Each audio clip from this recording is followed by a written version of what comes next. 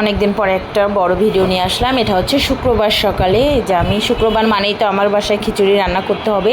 তো এখানে পরিমাণ মতন পেঁয়াজ রসুন কেটে দিয়েছে আমার শাশুড়ি। এখানে বেগুন ভাজা, পটল ভাজা, আলু ভাজা আর ওই যে মুসুর ডাল চালটা ধুয়ে নিয়েছি। এখানে পাঁচফোড়ন পোড়া দিয়েছি। এখন পেঁয়াজ রসুনটা হালকা একটু ভেজে নেবো, বেশি লাল লাল করে ভেজে নেবো না। পেঁয়াজ রসুনটা ভাজা হইতে হইতে এখানে লবণ হলুদ মাখিয়ে নিচ্ছে আর বেগুনে একটু চিনি দিয়েছি। একটু চিনি দিলে আবার বেগুন ভাজাটা ভালো হয় খেতে।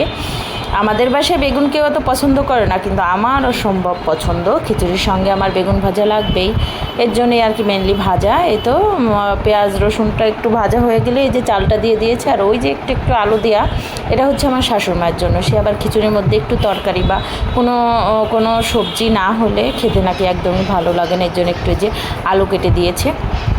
তাই তো পরিমাণ মতন হলুদ লবণ দিয়ে মানে সিম্পল একটু রান্না ভেজে নিয়ে যে পরিমাণ মতন জল দিয়েছি। পরে যে আলু পটল বেগুন সব কিছু ভেজে নিয়েছি, পাশের চুলাতেই ভেজে নিয়েছি। কারণ শুক্রবারেও আমাদের বাসায় ছুটি নেই, শুধু আমার ছেলের স্কুল বন্ধ থাকে, যাতায়াত কোচিং বন্ধ থাকে, কিন্তু আর সবারই ব্যস্ততা থাকে পড়ানো। তাই তো সবার এখন রান্না শেষ না হতেই সবার এই যে খাবার বেড়ে দিতে হবে, এর জন্যে রান্নাও শেষ। এখন সবাইকে খেতে দিয়ে দেবো। খাবারটা আর ভিডিও করা হয়নি। পরে হুট করে ওর বাবা বাসায় এসে বলতেছে ওনার এক ফ্রেন্ডের বাসায় বেড়াতে যাওয়ার জন্য। আসলে তার হচ্ছে ভাগ্নি আসছে বিদেশ থেকে, তো তারা আবার 6 তারিখে চলে যাবে। এর হচ্ছে সাভার, একদম একটা গ্রামের ভিতরে।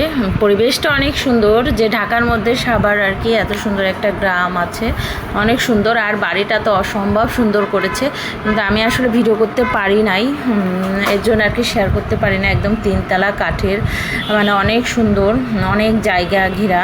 আসলে ভিডিও করে নেই হয়তো সবাই কি মনে করবে, এর জন্যে আসলে ভিডিও করা হয়নি। এটা হচ্ছে ওইখানে গিয়েই এই যে পরে আমরা একটু ঘুরতে বেরিয়েছিলাম আর কি। আমার ছেলে আর আমার শাশুড়িমা আসেনি, আমার শাশুড়িমা একটু রেস্ট নিচ্ছিল, আর আমার ছেলে তো আর কি বাচ্চাদের পেয়েছে, খেলার লোক পেয়েছে, এর জন্য। এই যে আমি কিন্তু একটু শাড়ি পরে গিয়েছিলাম, অনেক দিন পরে কোথাও একটু শাড়ি পরে বেড়াতে গেলাম।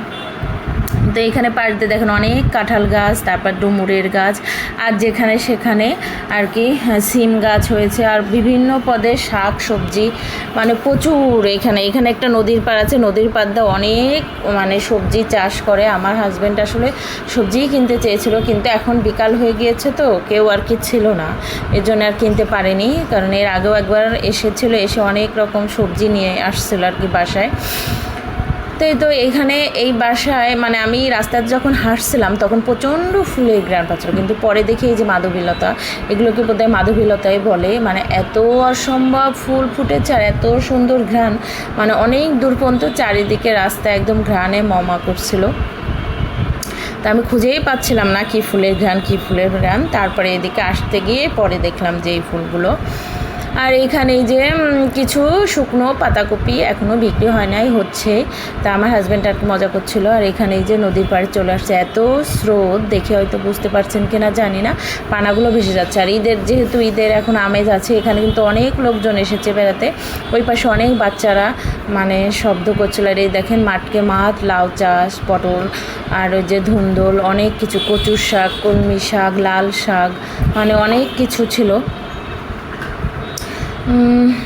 দেখে ঘুরে বেশ ভালোই মজা লাগে। একবার নাস্তা করে বের হয়েছি, আবার এসে যে পরে আবার তরমুজ কেটে দিয়েছে, পাস্তা রান্না করেছে, চিকেন বল, ন্যাগেস এগুলো ভেজে দিয়েছে, এগুলো খেলাম। বললাম যে আমরা আবার রাত হয়ে যাবে বাসায়, কিন্তু না, খাওয়া দাওয়া না করে আসতেই দেবে না। পরে তো তারা হয় যে আমার ছেলে তো বাচ্চা পেয়েছে, এখানে সবার সাথে খেলা করছে বসে। আর এই বাচ্চাটা অনেক সুন্দর, আর কি ওরাই বিদেশ থেকে আসছে, তো ওরা আবার চলে যাবে, এর জন্যে আর কি দেখা করতে। আসলে মেনলি ওর বাবার স্টুডেন্ট ছিল এরা, এর জন্যে। তাই তো মজা টজা করে আমরা তো ভীষণ তাড়াই ছিলাম। এখানে যে খাবার অলরেডি হয়েছে, বেগুন ভাজা, চিংড়ি ভুনা, ডিম ভাজি, পোলাও, আর হচ্ছে মুরগির মাংস ছিল, তারপরে কোক ছিল, দই ছিল। তা খাওয়াটা আর কি ভিডিও করতে পারিনি, তাড়াতাড়ি করে খাওয়া দাওয়া শেষ করেই আমরা বাসায় চলে আসছি। এই হচ্ছে ছোটোখাটো ভিডিও।